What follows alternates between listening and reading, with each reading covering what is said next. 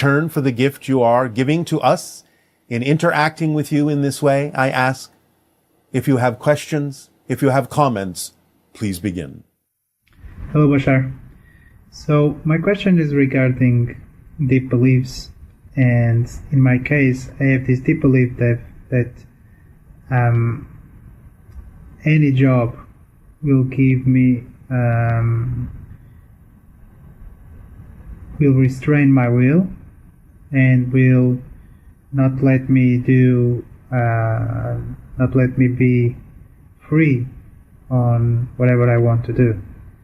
So when I have a job, what always happens is that I get annoyed by what I'm doing and I get frustrated, and I always feel like I don't belong.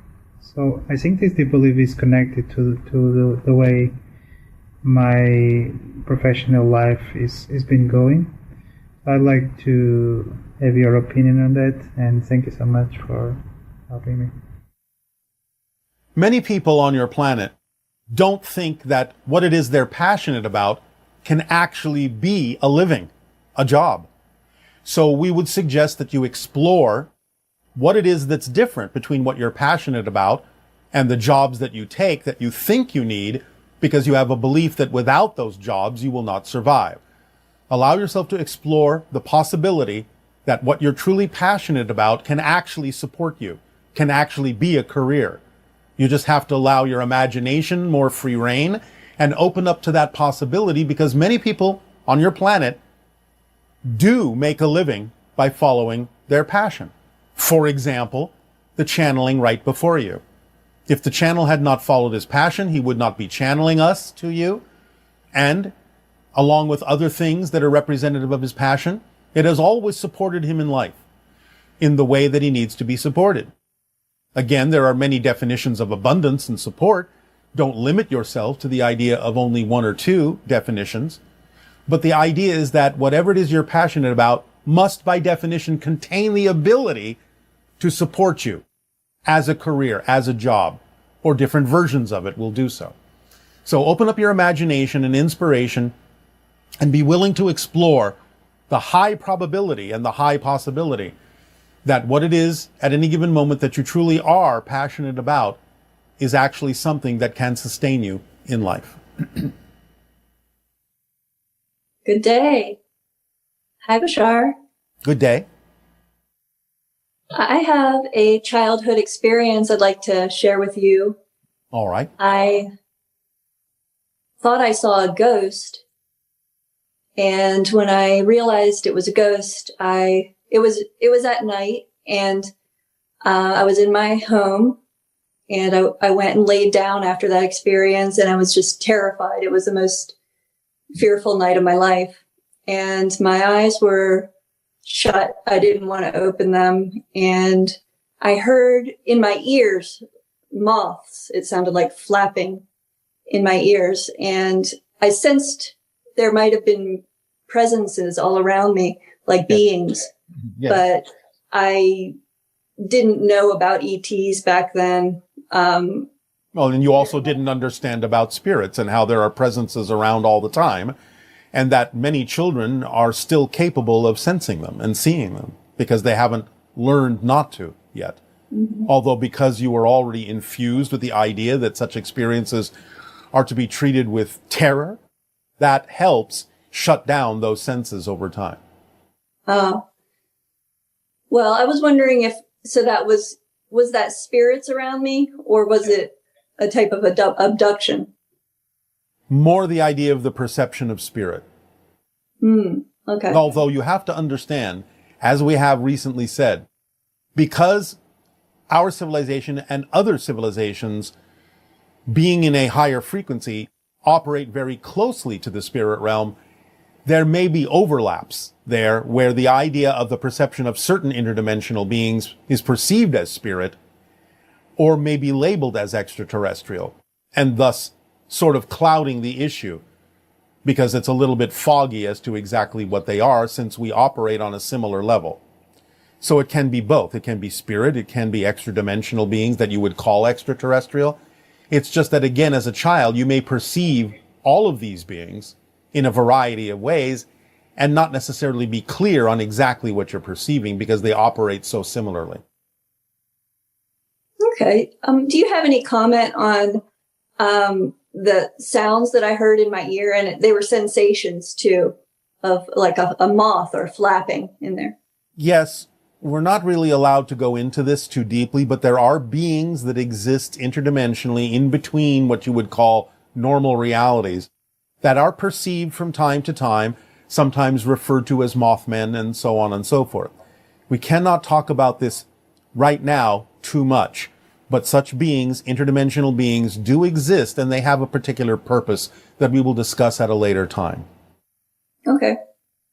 Also, when I was a child, I was so attracted to horror films and being scared, and I would create situations where I would be afraid, and Yes. I would want to go on all the scariest roller coasters. And I watched those kind of movies probably at what most people would say too young of an age, the horror movies. Yes. Well, this may be part and parcel what also allowed you to interpret your perception in that way, in that particular domain.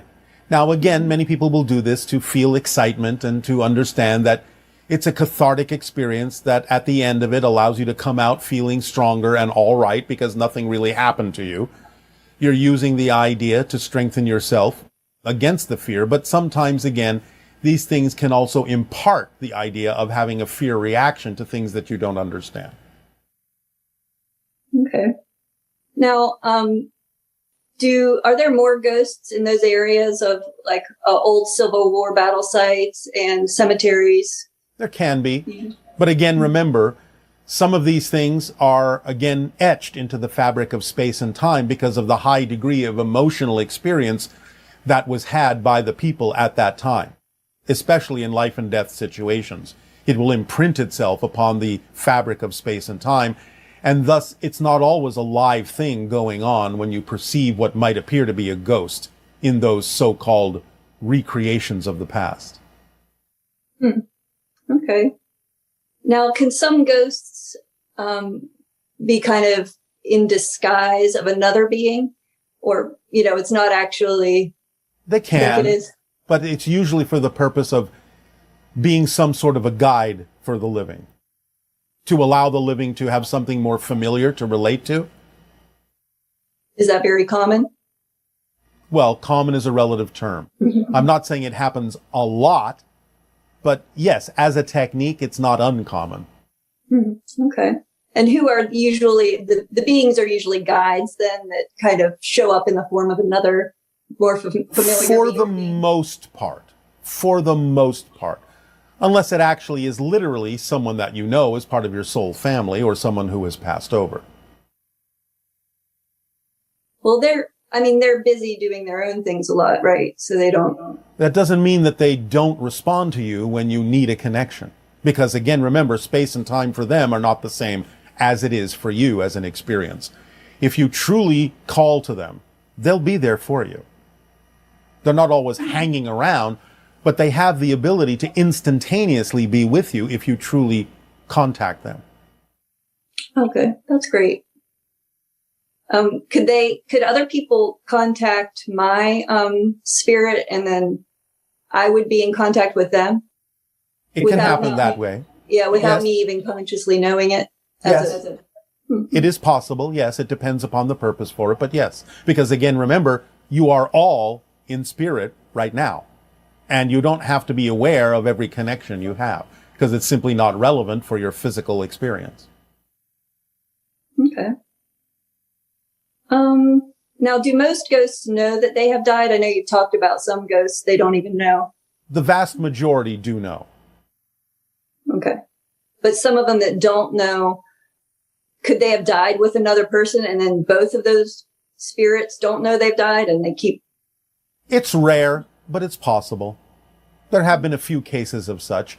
In fact, there have been cases when entire groups of individuals may not actually understand that they have just died.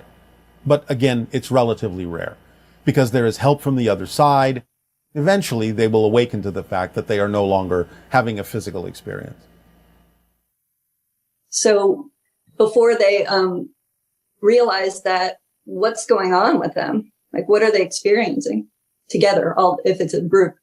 Well, again, they may be reliving certain things. They may be in a form of discussion. They may be re-experiencing certain things and playing them out again or figuring out what's going on. There may be a number of different reasons why individuals or collectives may be replaying or revisiting or re-experiencing certain things or trying to ponder what's going on with them that they don't understand. And then you've also said that when we die, we don't have to die. Sometimes we can choose to come back and start off where we left behind. We didn't. Yes, well, you have died. It's just that you're sort of reconnecting to a parallel version that seems as if you haven't. Okay. Thank you very much, Bashar. Yes, you are welcome. Aveo.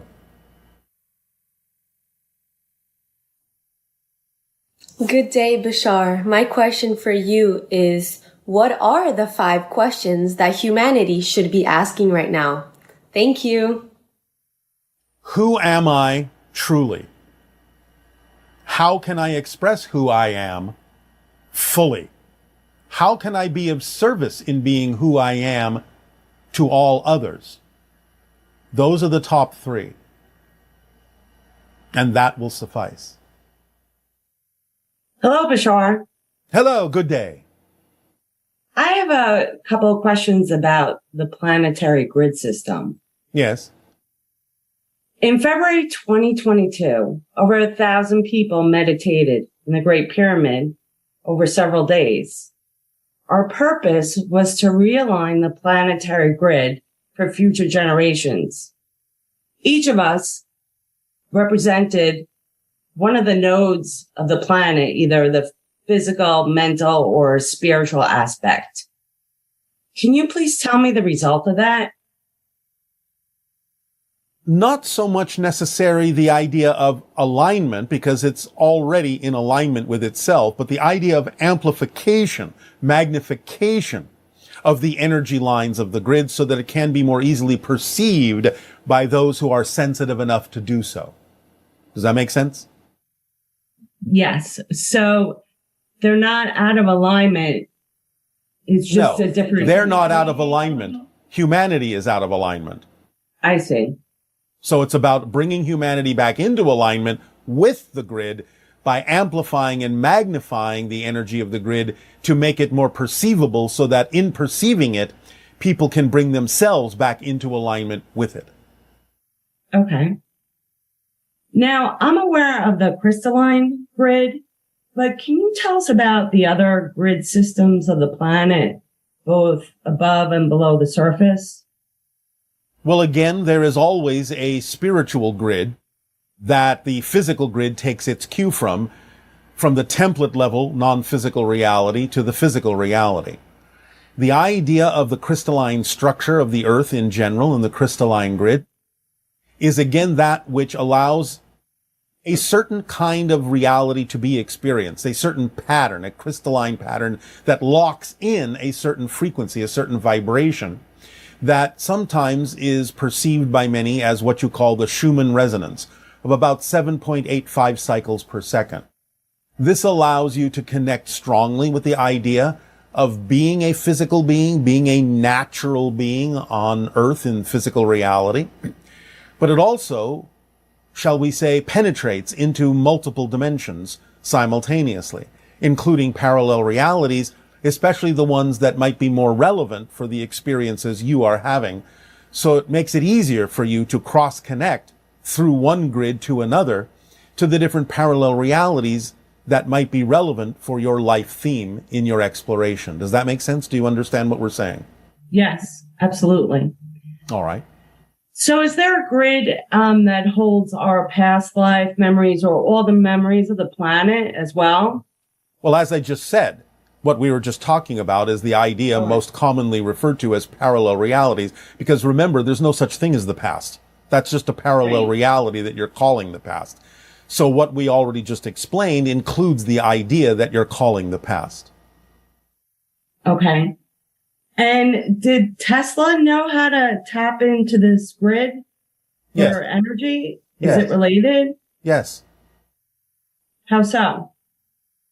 Well, again, it's all about resonance. It's all about frequency. And he understood that there were special frequencies that allowed you to amplify, magnify, and perceive an effect in your reality, create an effect in your reality from aligning with the frequencies of the grid. Okay. And was Tesla tapping into a grid of crystals below the surface of the planet? Well, the idea of grids goes all the way to the core and actually interdimensionally beyond. So some of that was included, even though he may not have been aware of all the different levels. He understood that there was a level that was accessible, as you say, tappable in your reality. And he understood that it would expand to other levels above and beyond physical reality and what you might call below interdimensionally physical reality. He didn't know the full extent of it, but he suspected that there were other levels of the grid that he was tapping into as well. I see. Now I wanted to change the subject and talk about the people that tune into you. Do we all have an Ascension background? Like, do I know you? No, you do not all have an Ascension background, but you all have extra-dimensional and extraterrestrial connections. And most of you, not all of you, most of you are actually connected to the hybridization agenda. Okay, so we're a lot of us here now to teach. Yes, do you have to ask that question? I just wanted verification. You are here to participate in the evolution of humanity and to help guide through the actions that you take that are positively oriented, the idea of offering more positive and constructive options to other people on your planet so that those that can choose and those that are willing to choose can allow themselves to shift to more positive and constructive versions of the earth. Okay. Wow, interesting. All right, thank you, Bashar. Thank you. Good day. Bashar, Shauna here from New Hampshire. I have a question about CE5 and making contact with extraterrestrials. I understand that I can follow the formula to raise my vibration and to begin to perceive things I don't currently perceive. I understand that I can use my imagination in regards to connecting with the hybrid children. This is more about going out underneath the stars with the intention of peaceful contact, much like what Stephen Greer is doing with his CE5 groups. I was with him for a weekend, not me personally, me and 500 other people were with him for a weekend in April. And many of the things, not many of the things, but some of the things that he did or taught us to do in order to participate or host a CE5 group really didn't resonate with me. So I was curious. I thought, well, let me go right to the source. So if someone like myself wants to go out underneath the stars with the intention of being a peaceful ambassador and with the intention of making contact with extraterrestrial beings, what is it that you recommend that someone like I do in regards to meditation, intention? Stephen Greer uses certain tones. I also am curious on whether or not I would benefit by creating an altar.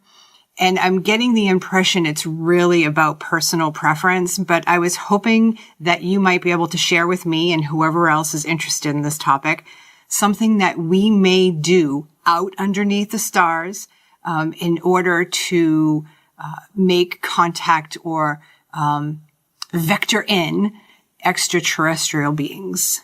Thank you so much. Good day. There are many things you can do, but again, I recommend that you do it in your own way, whatever you're attracted to do.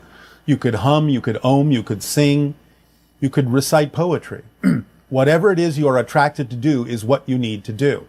Follow your passion. Follow the guidance of your higher mind by following your passion. It's that simple. Don't make it overcomplicated. Good day, Bashar. Good day.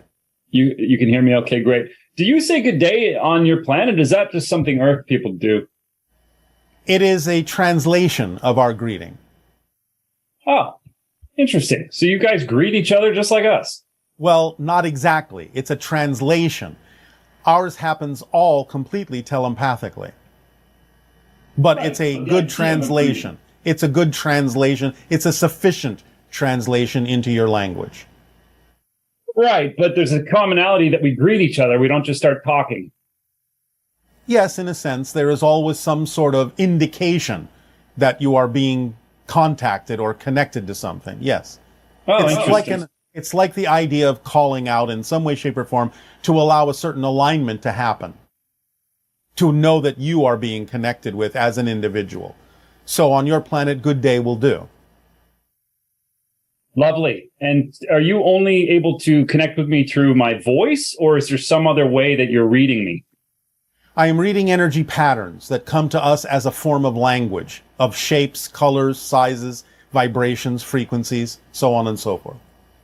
When I'm silent, are you able to still read those, or do I have to speak for you to be able to line up with those? We can still read the silence, but the idea is that when you speak, an intention is formed that changes the pattern dramatically and thus allows us an indication of where it is you're going.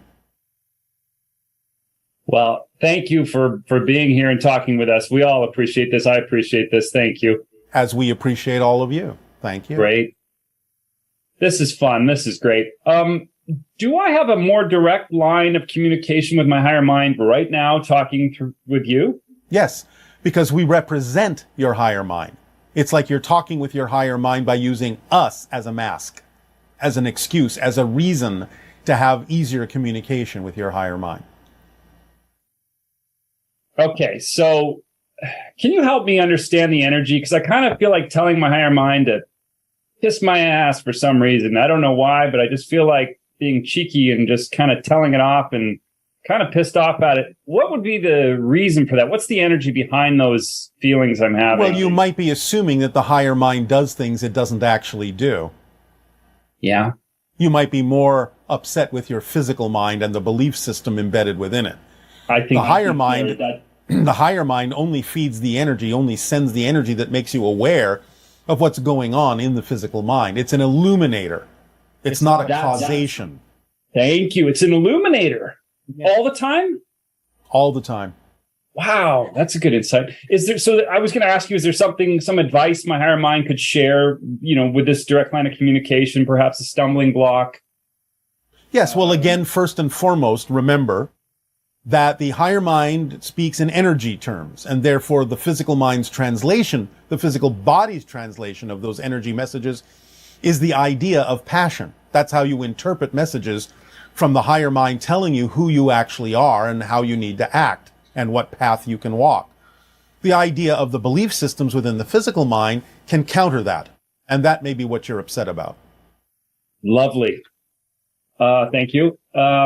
Okay, so there's a teaching on this planet by a number of authors that sort of talk about how to deliberately create your reality. And the technique that they generally agree on is that you're going to impress your subconscious mind using your imaginations and your emotions, sort of vividly imagine the reality you wish to participate in. Yes. And particularly right before you go to sleep in the hypnotic state. Yes. Can you talk about that? Because I don't hear that from you or... Yes, we have talked about that, but we usually use the terminology of visualization to refer to what's happening there energetically. The idea is it's all well and good to do it that way, but the important difference in what we're telling you is that as soon as you get to the point where you have an idealized picture of what you can imagine with your physical mind is the highest representation of the outcome that gets you really excited, then you drop the picture and keep the excitement by making a space for what the higher mind actually needs to bring you, because your physical mind may not necessarily have an accurate portrayal of what the best outcome could possibly actually look like.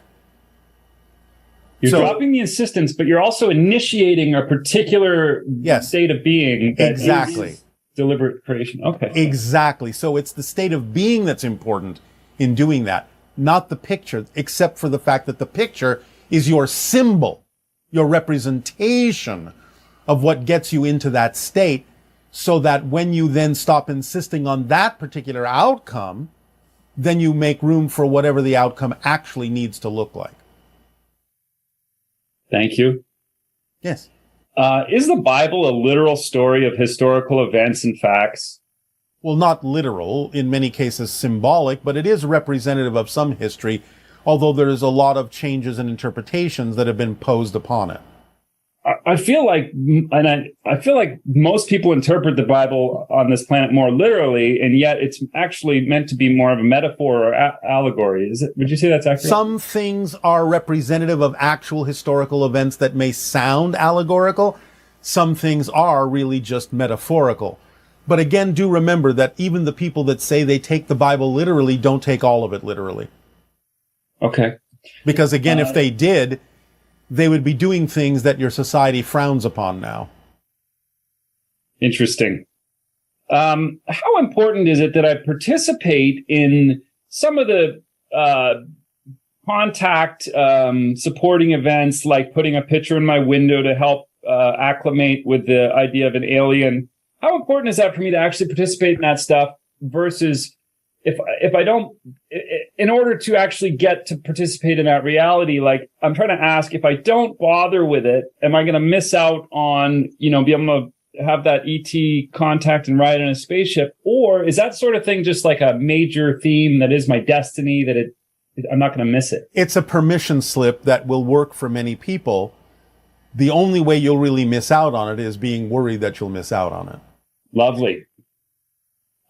So let's talk about importance. Certain people, okay, so my question is it more important, say, to help feed the homeless versus play a video game? Or, there's other examples where people think they're so important when they're making lots of money, and then a little kid who's maybe playing outside feels that's very important to him. How do you gauge importance? Again, it depends upon whether you're being honest and in alignment and true with the idea of what you're truly passionate about, and knowing that when you actually act upon your true passion, you will also be being in service to others. It will guide you in a way that will allow that to be obvious. Well, now you're making it sound like being in service to others is more important. It is what happens naturally when you act on your passion, because being in your passion is being true to yourself. And that's the most important thing, because it allows everything else to happen that needs to happen synchronistically. I wish I had more questions. You've answered them all. It's just so lovely to spend this time with you. Thank you. Our pleasure, our passion, and our unconditional love to you as well. Good day. Ave. Oh, it's a good day to you this day of your time. How are you all? All right. Are you all excited? Yes. All right, workshop's over. You see how fast it can happen? Have a good time, good day. Now, allow us to begin by saying we have no idea what we're going to talk about. The reason I say this is to allow you to understand that when you live totally in the moment, you don't necessarily have to plan everything out. Don't necessarily have to lay it all out before you do it. You can, in the moment, upon the realization of what needs to be done, simply call upon your connections to the infinite to bring through whatever information is necessary at that moment. You don't necessarily need to think about it a moment before. Just know that you will know what you need to know when you need to know it, and it will be there for you. This connects into the idea of living fully your excitement, being present, being in the now, and knowing that you are connected to all that is in whatever way, shape, or form at any given moment you need to be to bring through for you at that moment what you need most. Living in that trust, living in that assurance, living in that knowledge is the state of being that best reflects living your life to the fullest, living your excitement to the fullest. Now again, when we talk about the idea of excitement, you can use any kind of label you wish to represent that. We understand that words have different meanings in your society, And excitement, in a sense, can be many things to many people. It can be unconditional love. It can be joy. It can be bliss. It can be passion. It can be a peaceful state of mind. You don't always have to be jumping up and down to be excited. When we talk about the idea that we refer to in your language as excitement, we are simply talking about that vibrational state that represents you being in harmonious alignment with your true natural self. And the process of discovering your true natural self and being that true natural self is what it's all about in terms of having a life that allows you to experience ecstatic explosions of synchronicity and effortlessness and creativity and love and joy. It is the willingness to be who you really are, to discover who you really are and be that you.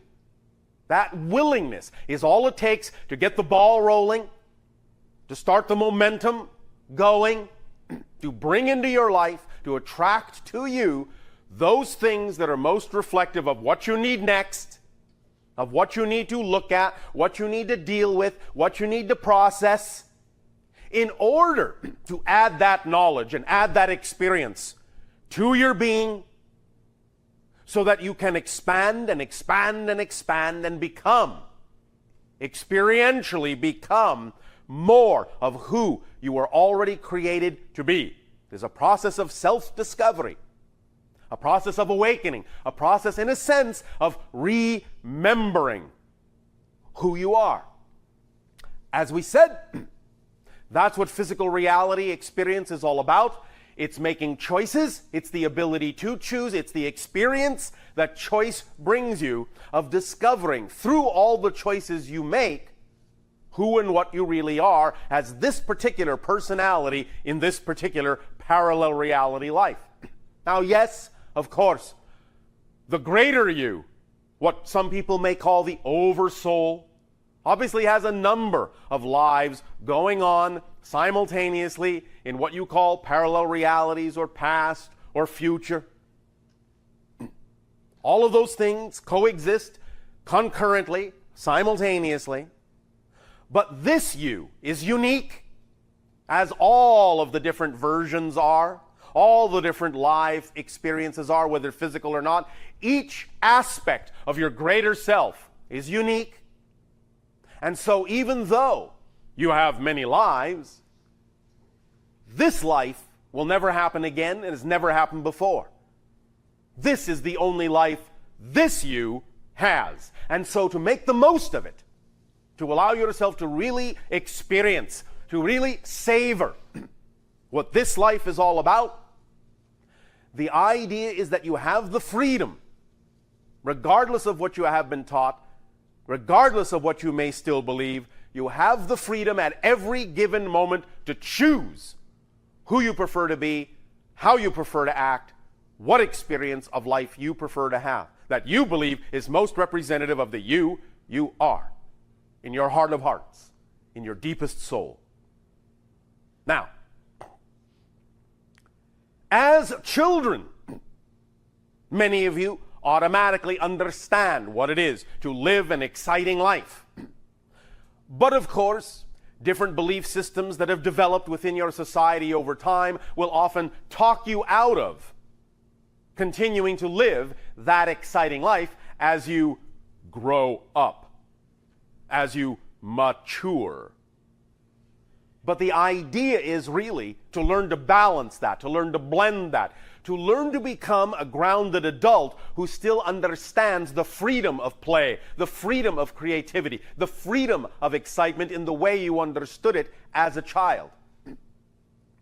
So it is allowing yourself as an adult to rediscover how you can integrate that excitement, that childlike attitude, that childlike gratitude for every moment of the day, for a total appreciation of your life in a way that is natural, in a way that is second nature to you, actually first nature to you.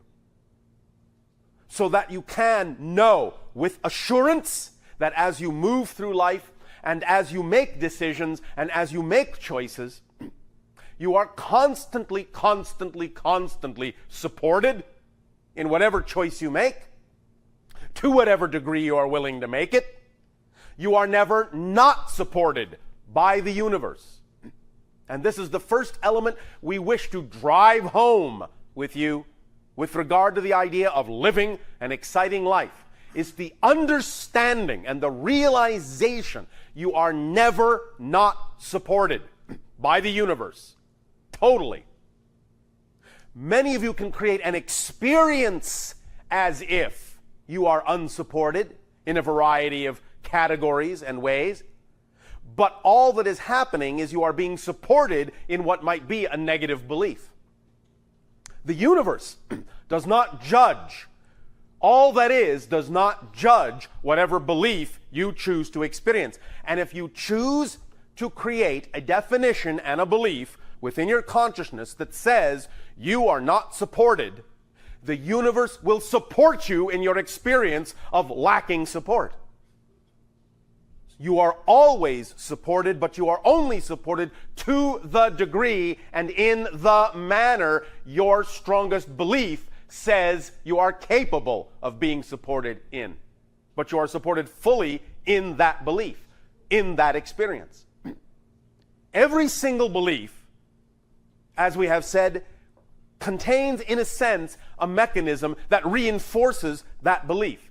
It creates a self-fulfilling reinforcement mechanism. It has to, by definition. If belief did not contain self-reinforcing mechanisms, you would not be able to have discrete experiences in physical reality. You would not be able to have a particular experience of a particular belief without other beliefs leaking in. And this is, to some degree, one of the things you are learning to transform, is the idea that you can have an overriding belief.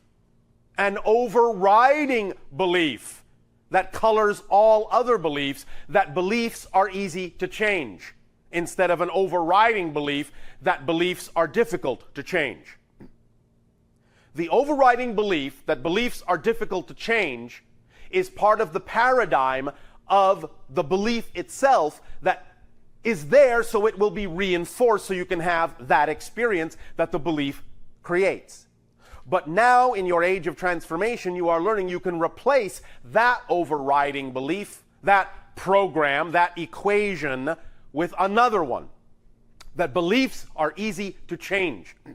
So that you can simultaneously, shall we say, experience to whatever degree you wish to any particular individual distinct and discrete belief, but at the same time always leave yourself a key to unlock from that belief, should you desire to do so when you are done with that scenario. This, in some sense, is the malleability, the flexibility that is required as children have it to shift very quickly from belief to belief to belief to belief, from experience to experience to experience to experience, creating a life that can go at any given moment in any direction whatsoever. So that you understand that every single moment is a zero moment and is absolutely not connected to the moment that was there before it, unless you believe it is. And that's the key. At every moment, you have the absolute and total ability to reinvent yourself, redefine yourself wholly, completely, and become a completely different person. That is another thing that it helps to begin to realize, fully realize, when it comes to living a life of high excitement, is that every single moment you actually are literally a different person. And the person that was there a moment ago is not the same person. And even though you may look in a mirror and see what you think is the same face that was there a moment ago, that is just an illusion of continuity that you are creating for convenience sake, so that you will not be deemed crazy or insane by your fellow members of society.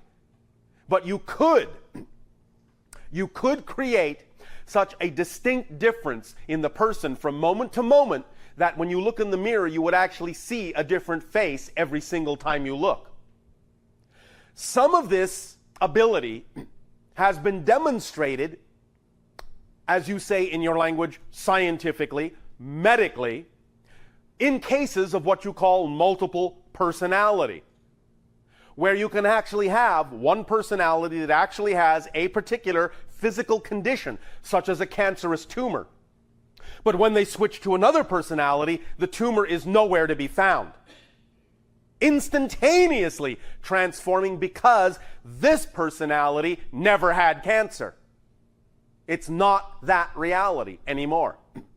That this can be done by individuals exhibiting multiple personality disorder shows you what kind of capabilities you actually have, and if you can, as you say, get a handle on transformation to that degree, and at the same time know that it doesn't have to be out of control, then you can also make the same kind of transformation instantaneously in any way, shape, or form you wish. And when you begin to understand that that's what you're already doing anyway, from moment to moment, then you can, with more consciousness and more intention, guide the transformational change from moment to moment in the direction of your preference, in the direction of your excitement. Remember, that's what it's all about. It's not about learning how to do these things. You already know how to absolutely and completely and utterly do all these things. Create any reality, every moment, transform instantaneously, let go of one belief and latch onto another instantaneously from moment to moment to moment. You're doing it all the time. The issue is not learning how to transform. The issue is awakening to the choices you are making of what you transform from and to. Because you can create a sense of continuity in the beliefs that you choose that make it seem as if, from moment to moment, nothing much has changed. When in fact, from moment to moment, everything has changed. You are a completely different person and a completely different reality, literally, take me literally, every single moment that you experience. Any change at all, it's a total change, a complete change. You exist as a different person in a different universe, utterly. Utterly. So you don't have to worry about learning how to do that. It's automatically built into your creatorhood. That's what you do. You can't help yourself but create, moment to moment, a new universe. You are made in the image of all that is, and all that is constantly creating new ideas, new perspectives, new universe, constantly shifting its consciousness simultaneously and concurrently from every different possible perspective, and that's exactly what you're doing too. But you have created an idea. You have created an idea, a notion, a system of definitions, a system of beliefs that define a particular experience you call physical reality on Earth. And you have set up certain guidelines, certain parameters that you've all agreed to abide by to make it seem as if you are not doing all the things we are talking about now. Again, as an example, you talk about the idea, or your scientists talk about the idea that you only use 10% of your brain. No, you use 100%, but you use 100% to make it seem as if you're only using 10. That's what you're doing. You're creating an experience of only using 10% of your brains with 100% of your brains. So waking up to that fact is what will allow you to realize you can change the percentage anytime you wish. Anytime you wish. Because all you're doing from moment to moment is saying, I choose 10%, I choose 10%, I choose 10%, I choose 10% again, I choose 10% again, I choose 10% again. Why? Because I said I have to. Why? Because I said I have to. Why? Because I said I have to. That's all you're doing. You're creating an illusion of continuity with your choices. You can break the continuity. Now, I understand. Again, because of belief systems within that particular paradigm, that the idea of breaking continuity can be scary because of the way you define the concept of breaking continuity. But what this is all about is learning to break continuity creatively. This is all artists do anyway. You're all artists. You're all geniuses. The idea of there being a fine line between genius and insanity is exactly this issue. The individuals on your planet that you call insane or have psychological disorders like the multiple personality disorder we recently mentioned, the only difference is that they are not aware of what they are doing in such a way that they can apply it creatively. They're not breaking their continuity intentionally and consciously. This is all about doing the same thing, but doing it intentionally and consciously and artistically and creatively. That's the only difference, and that's why you recognize instinctively, intuitively, that there's a very fine line between genius and madness. Because the idea of going from genius into madness is simply an idea of creating a belief system that allows you to forget that you are capable of breaking your continuity at will. And when you impose upon yourself the belief system that you are not breaking your continuity by choice, then you experience the thing called madness or disorder. But when you understand that you are breaking your continuity by will, by choice, then you have genius and artistry and creativity. That's the only difference. It's an issue of understanding how to break your continuity by choice and liking it, enjoying it, and not being afraid of it. It's all about making a friend of the unknown. Making friends with the unknown. Allowing the unknown to be a place of excitement and surprise and discovery rather than a place of fear. Rather than something to run from. Rather than something to hide from. It's a place to go toward. The unknown is where you will discover all the rest of yourself. That's where the rest of you is. In the unknown. So you want to develop a willingness. A willingness. Not just to crawl there, not just to walk there, but to run there. Run to the unknown. Embrace the unknown. It only contains more of you. That's all the unknown ever contains. More of you. More ability to discover more of you. If it's scary, that's an opportunity to get in touch with the belief systems that make it seem scary. Because it's only your definition of the unknown that creates the experience of fear. There is nothing about the unknown itself. There is nothing about the unknown itself that generates fear. Only your definition of it generates the experience of fear. That's all. It's the only thing that works that way. So, embracing the unknown, making choices at will to break your continuity creatively will begin to allow you to truly experience what you have for a long time called magic, where one moment does not necessarily have to appear connected to the next, where your space-time reality begins to get very slippery, and you can all of a sudden begin, if you have not already begun, to experience such things as winding up somewhere and having no idea exactly how you could possibly have gotten there, getting somewhere in an amount of time that heretofore would have been impossible to get there in, and all sorts of experiences like that where you suddenly realize that you can do without some of the intervening continuity moments. The ideas of teleportation, the ideas themselves of shifting in time, the idea of expanding your awareness to many different lives and parallel dimensions of reality, all come from the willingness to break your continuity creatively. Now, up to this time in your history, it hasn't necessarily served you to do that, except perhaps now and then in a very random way when it served some particular purpose in some particular person's life. But now, in this day and age, the idea itself that you are in a day and age of transformation allows you to consider many more options, many more possibilities of what you can experience physical reality to be. Physical reality is very flexible, very malleable. Remember, it's just an illusion. It's just a mirror. It only reflects back what you give off. So just as your reflection in the mirror really has no substance, physical reality itself really has no substance and is, in that sense, a true will-o'-the-wisp. It will take its form only from what you believe it to be.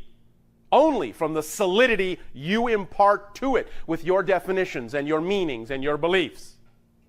It is no more substantial than that. No more substantial than your idea of it. What is real is your experience.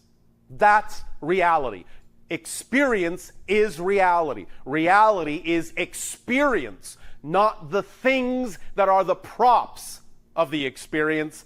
The experience itself is who you actually are, is what you actually are. You are consciousness experiencing itself from all the perspectives it can. That's what creation is. Consciousness experiencing itself from all the perspectives it can. That's it. That's what reality is. And when you begin to get a handle on that, when you begin to be willing to break your continuity with that intention in mind, you open up a myriad of possibilities that heretofore were not experienceable in physical reality, because you are redefining physical reality itself.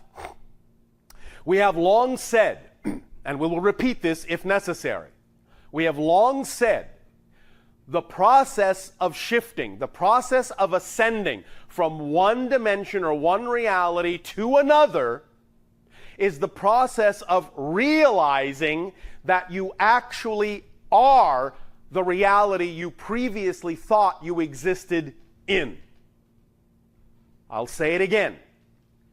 The whole concept of ascending, the whole concept of moving from one reality level, one dimension, one density to another, is the result of realizing that you actually are the reality itself that you previously thought you existed in. So what we are saying is, you don't exist in physical reality, you are physical reality. It is you. It's just an extension of your consciousness. It's just an experience in your consciousness. When you recognize fully that there is no physical reality except for your experience of it, and that that's what reality is, that is what allows you to experience an expansion of your idea of reality as you experience an expansion of your idea of yourself. And that's what allows you to have the experience you call ascension, or advancement, or growth, or expansion. Does that make sense to you? Yes. Is there someone to whom it does not make sense? All right. Would you like me to explain more clearly in some specific way what I have just said? But you could repeat it, please. Just repeat what you said. All right. Different words, maybe. All right. Right now, most of you imagine or have been taught to believe that physical reality is a place in which you exist. You understand? You are being taught that physical reality is a dimension, and that somehow you, as an individual, exist inside that dimension. But you don't. The dimension exists inside you. It's just an idea. There is actually nothing out there. There is no out there. That's an illusion. It's a projection. It's all going on inside your consciousness. Does that make sense? So when you understand that you are not in physical reality, that physical reality is in you, that awareness in and of itself, that moment of being aware of that in and of itself, is the experience of expansion and ascension to a different level. Does that make sense? Does that help clarify it sufficiently? Or is there something else you wish to explore about this concept before we go on?